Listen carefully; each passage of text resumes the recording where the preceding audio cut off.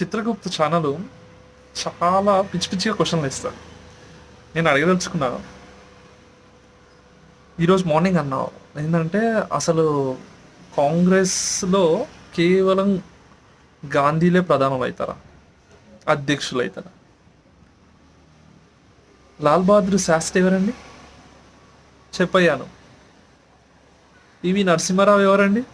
చెప్పయ్యా. చిత్రగుప్త. మన్మోహన్ సింగ్ ఎవరండి? చెప్పాను.